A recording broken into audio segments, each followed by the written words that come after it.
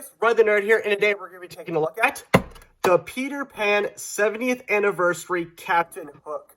Now, this is going to be the last review of 2023, and it only seems fitting that this is the last review of 2023, because my last review, sorry for the delay of uploads lately, since it's been like almost a week since I last uploaded. It only seems fitting that my last review was a Funko-related item, and it only makes sense that I end off the 2023 with a Funko-related item here.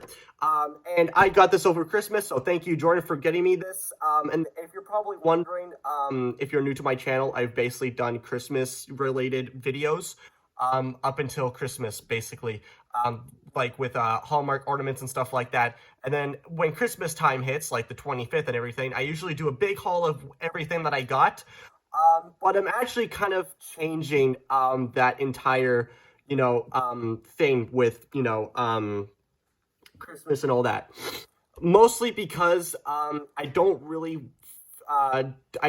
think it's right to show everything that I got for Christmas. I mean, technically, I'm already doing that just with separate videos, but just putting it in one video on Christmas Day where it's mostly going to get recommended to people on Christmas Day, and sometimes people don't get much for Christmas, and showing the stuff off that I got for Christmas and, basically the really cool stuff and everything like that in one video, and basically spitting in the face of people and be like, ha, I got this thing, it's really cool, it's really awesome, and you didn't, so good luck with that, I guess.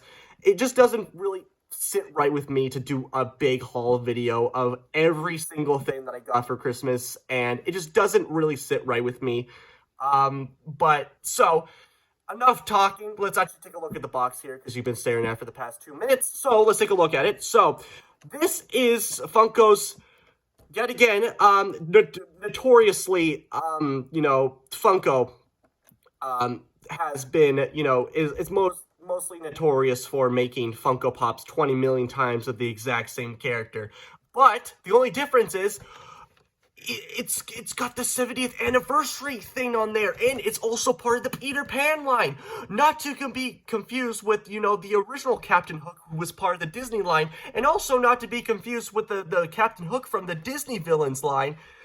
This is giving me flashbacks to, like, Transformers Legacy with a line within a line. But hey, I'm not Funko, HQ people that, like, hey, we should add this one character in several different lines. So, yeah, okay. So, anyway, taking a look at the front of the box, you got the Peter Pan 70th Anniversary logo. I would have loved that to be, like, an actual sticker on the box, but no, it's just there, printed on, not a sticker. And then you also get Captain Hook there. On the side, you also get Captain Hook as well, with, the lovely shot of London and everything like that. And then on the back of the box here, you also got all the characters that you can collect, like Peter Pan, Wendy, Mermaid. For some reason, that seems like a really specific character to even put in this line.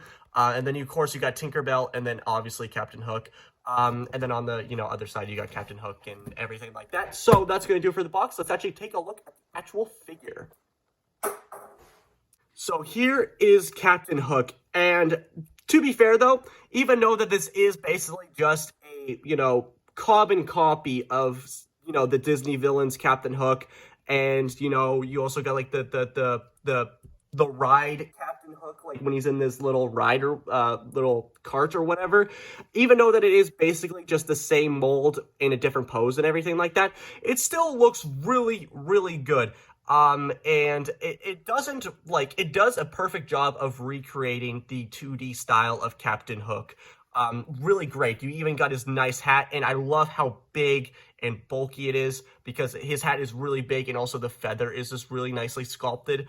But it could also be a problem for people who are just, don't really like collecting Funkos, or just don't like the look of Funkos, which I totally understand, because you really need, like, it really needs to be a specific character to actually look good in, like, a Funko form. And sometimes when a character gets put into the Funko style, it really doesn't look all that great. And I'm going to be, I'm not going to, like, hide and, like, protect Funko. Sometimes I don't like what Funko does, is, like I just mentioned, with, taking the existing mold and then just putting it over a new line and just, yeah.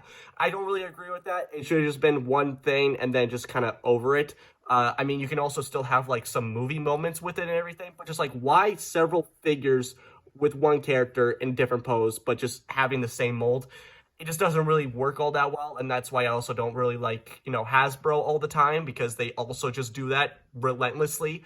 But anyway, enough talking. So, actually, I'm going to keep talking because I need to do a review, so I'm not just going to do a silent review, all right? Put some non-copyright music over it as I'm just looking at the figure. Anyway, so as I was saying, some people are not going to really like this big bulky hat, and also he is really, really big. And because he has this really big bulky hat, he cannot stand for anything. Like this, he cannot stand. I mean, he can kind of stand, but he's gonna wobble and he's gonna tip. So, Funko, of course, always gives you a stand, which, I'm not a big fan of stands, but I'm also appreciative that they actually come with it. So, there's a peg on the bottom of his foot, and you just, obviously, just plug it in to the stand, and now he can actually stand, and obviously he can still wobble a little bit because how heavy he actually is. But there is one thing that I just don't know why. If you take him off the stand, and you can perfectly see that this foot right here is perfectly placed on the ground, and like it fits all nice. But why, once you put him on the stand, why is his foot like hovering over the stand? And it just looks really weird when you have it like that. Like, why is he doing that? I thought it was like just a pose at first, like, oh, he's like taking a step forward or something like that. And I'm like, wait a minute. If you just put him down on the ground, his foot actually touches the surface. But why the stand? And some of you are like, aren't you plugging the stand all the way into the peg? Yeah, obviously, because look at that. That's all the way in there. You can clearly see it's all the way in there. But why? It doesn't make any sense. Like, I'm rotating it several times to, like, make it line up. But no, it's not lining up at all. So that is just really, really stupid. And it looks really dumb because it doesn't really work all that well. Because it's like, why is he standing on one foot like that? Like, it doesn't really make all that much sense. Anyway, enough talking about the stand. Let's actually take a look at the details. Like I said, I really do like the sculpting on the feather of the on the hat and everything. I wish the hat could have a little bit more detail, but it is just one solid color, which I can't complain too much because it is accurate to the movie and everything like that. But his sculpted in hair and everything it looks really, really nice. It gives me some like the Him Funko Pop that came out a long time ago. And his puffy collar or whatever had like the same bump, so it gives me flashbacks to that. Very, very nicely sculpted anyway. And you can even see his sword is coming out of there as well. Very, very nice. It is a little bit bent on mine. It's a little bit curved. I don't know if that's supposed to be the actual sculpt for the sword. But it is really, really flimsy, and if it gets caught on something, it will probably snap off, so just be careful with that. And then you can also see like some gold buttons on his actual sleeve there, which is really, really nice. And you can also see that on the other side. And he's got his little finger pointing up as well. And then you can also see his little kind of collar coming off of his jacket there. Very nicely painted on, by the way. I can't find any paint mishaps at all.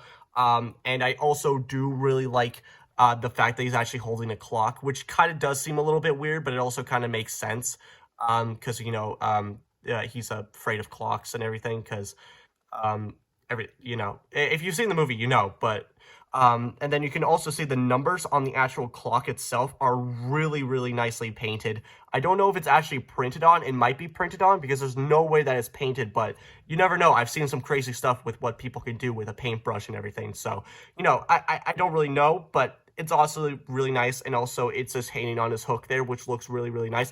What I also do like, since there's so many kind of gold bits or just yellow bronze bits all over him, like, you got the hook, you got the clock, you got even like the stuff on his shoes and everything, it could be just like, oh, it's just one solid color. It's kind of hard to tell on camera, but his actual hook and the clock and his tip of his sword are all different, shades of yellow or gold or bronze, so it gives it like a more more variety of the actual paintwork here. Because if it was just one singular color for like each single gold bit, like on the buttons, on the straps, on the bottom of his shoes there, on his sword, everything, it just would look really, really cheap and just like using the same paint. But the fact that they actually use different paints for the different specific details is a really, really nice touch. So it actually gives some variety, even though that it is hard to notice on camera, but in person, it's definitely, it really highlights that the fact that it is a really good high quality figure. And he's got some stuff on his neck there, but and his head can in fact turn as well, so that's very, very nice. And his actual eyebrows are really nice, his little mustache, very, very cool. Really do like it. The only thing I don't like is obviously the stand because it takes up too much space, but also the fact that his foot does not, his right foot does not stay, solid on the actual thing. Like there you go, you can see it more clearly since you've actually seen it. Like I don't know why. It's maybe because it's like actually in like the tip of his shoe instead of like in the middle of his shoe, because usually the stands go in like the middle of the foot, or sometimes they're just actually just attached to the figure, so it actually does what it's supposed to do when it's supposed to be in a pose on a stand. But for this, for some reason, it's just that, and I don't know why. It, like, I'm pushing it down, but that peg is gonna snap right off, and I'm not gonna get that out of the hole. So that's gonna do for me, guys. I really hope you enjoyed this this review. He's not gonna stand, so I'm just gonna lay him down. Happy holidays. I mean, the holidays are already passed, so sorry for that. Also, Happy New Year as well. And so hopefully 2024 treats you guys well.